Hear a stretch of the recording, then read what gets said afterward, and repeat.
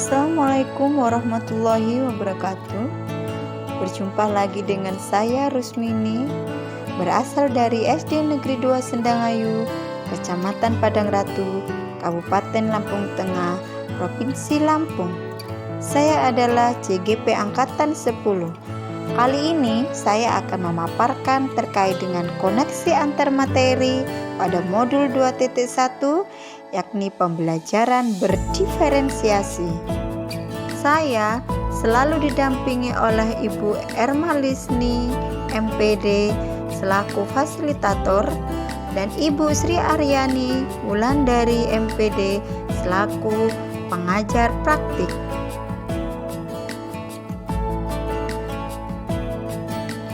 Pembelajaran berdiferensiasi adalah serangkaian keputusan masuk akal yang dibuat oleh guru yang berorientasi kepada kebutuhan murid.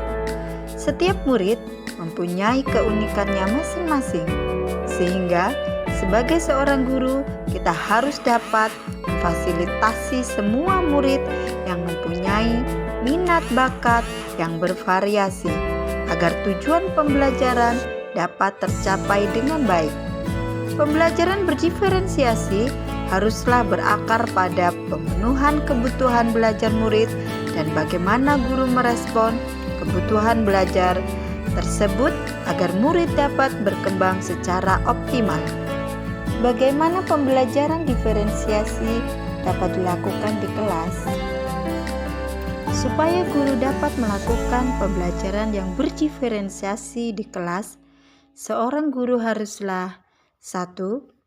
Memahami tujuan pembelajaran yang didefinisikan secara jelas.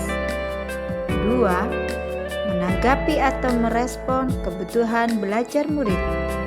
3. Menciptakan lingkungan belajar yang mengundang murid untuk belajar. 4. Mampu memanajemen kelas yang efektif. 5. Melakukan penilaian secara berkelanjutan. Adapun 3 kebutuhan belajar murid yang harus guru pahami, diantaranya yakni: yang pertama, kesiapan belajar murid. Guru diharapkan dapat menilai pengetahuan awal yang dimiliki murid dan menganalisis sejauh mana murid memahami konsep, baik sebelum ataupun sesudah murid ketahui dalam lingkup materi. 2. Minat murid. Setiap murid mempunyai minat yang berbeda-beda. Oleh karenanya, seorang guru harus dapat memfasilitasi minat anak tersebut agar anak dapat termotivasi sehingga dapat terlibat aktif dalam proses pembelajaran. Yang ketiga, yakni profil belajar murid. Dalam profil belajar murid, ada hal-hal yang perlu diperhatikan, diantaranya yakni lingkungan belajar, budaya, gaya belajar, serta kecerdasan yang majemuk. Kebutuhan belajar murid dapat diidentifikasi melalui cara-cara sebagai berikut. Untuk mengetahui kebutuhan belajar murid, sebagai seorang guru, kita dapat melakukan cara-cara, diantaranya yakni: 1. Mengidentifikasi pengetahuan awal murid. 2. Membaca rapot murid di kelas sebelumnya. 3. Melakukan wawancara dengan guru murid sebelumnya. 4. Mengamati perilaku murid-murid. Kelima, meninjau kembali atau merefleksi praktik pengajaran yang telah dilakukan. 6. Melakukan rangkaian tes menggunakan berbagai penilaian formatif dan diagnostik. Adapun strategi untuk mendiferensiasikan pembelajaran, guru dapat menentukan strategi yang baik, yang sesuai dengan konteks yang diharapkan, dan guru bisa memilih salah satu dari strategi tersebut atau memilih ketiga-tiganya. Strategi tersebut diantaranya yakni: 1. diferensiasi konten. Segala sesuatu yang berkaitan dengan apa yang akan kita ajarkan, misalnya seperti materi konsep dan keterampilan yang perlu dipelajari berdasarkan kurikulum yang telah ditentukan. Untuk mendiferensiasi konten dapat dilakukan dengan cara membuat penyajian yang bervariasi atau format penyampaiannya sesuai dengan kebutuhan murid. 2. Diferensiasi proses. Pada diferensiasi proses, kegiatan yang dapat dilakukan atau memungkinkan murid dapat berlatih dan memahami atau memaknai konten dengan cara membedakan proses yang harus dijalani oleh setiap murid.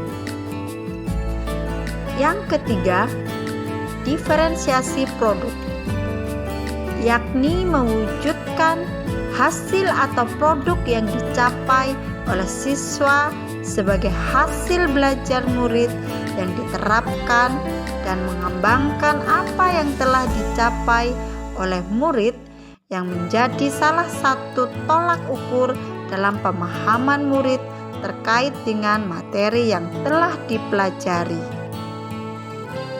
Keterkaitan antara materi dalam modul ini dengan modul lain di program pendidikan guru penggerak diantaranya yakni sebagai berikut. Keterkaitan antara modul 1.1 dengan modul 2.1 yakni di mana untuk melakukan pembelajaran diferensiasi, maka seorang guru haruslah memenuhi belajar murid dengan memperhatikan kodrat alam dan kodrat zaman.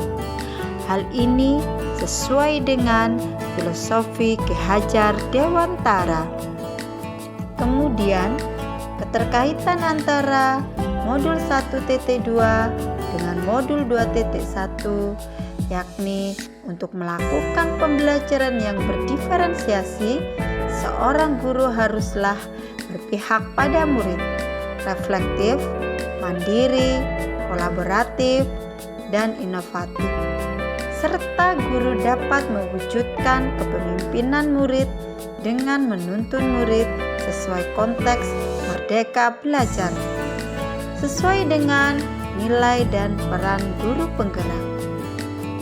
Selanjutnya, berkaitan antara modul 1.3 dengan modul 2.1 yakni untuk mewujudkan visi guru penggerak diperlukan salah satu strategi diantaranya yaitu pembelajaran yang berdiferensiasi yang berpihak kepada murid. Selain itu, keterkaitan antara modul 1.4 dengan modul 2.1 yaitu melaksanakan pembelajaran yang berdiferensiasi, seorang guru dan murid harus membuat keyakinan kelas sehingga pembelajaran dapat terlaksana secara kondusif serta berjalan dengan baik sesuai dengan nilai-nilai budaya positif. Demikianlah yang dapat saya paparkan terkait koneksi antar materi pada modul 2.1 pembelajaran berdiferensiasi. Semoga bermanfaat dan menginspirasi. Mohon maaf jika ada kesalahan dalam penulisan. Terima kasih. Salam dan bahagia Bapak Ibu calon guru penggerak hebat. Assalamualaikum warahmatullahi wabarakatuh.